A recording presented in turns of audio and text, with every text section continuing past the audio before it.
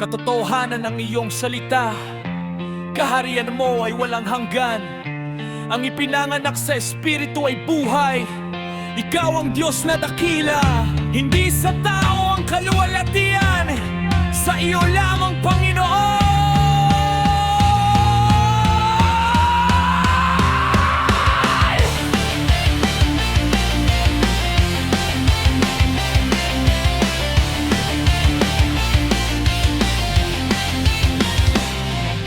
Maliban kung ipanganak na muli, makikita ang kaharian mo.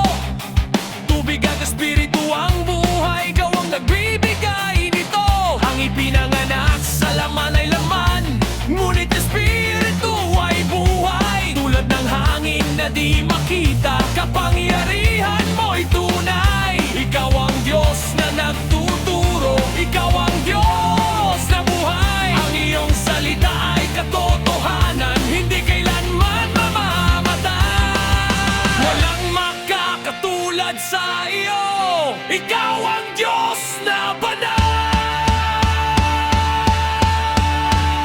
Ikaw ang Diyos, ikaw ang Hari, ikaw ang nagbigay ng buhay.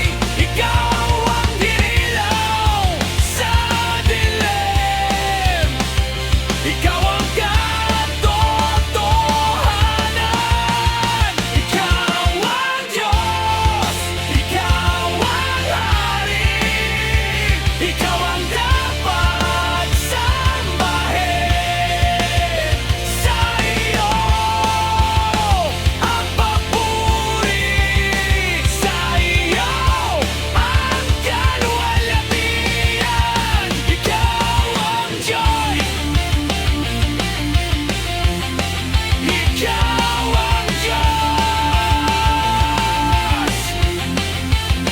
Kung paanong ahas ay itinaas sa ilang noon ng Israel, gayon din ang anak ng tao, upang ang lahat ay mabuhay. Hindi mo hinatulan ng mundo, kundi iniligtas mo ito. Pag-ibig mo ang naghari, ikaw ang Diyos na totoo. Ang sumasampalataya ay may buhay, buhay na walang hanggan. Ito ang iyong pangako, dakilang Panginoon.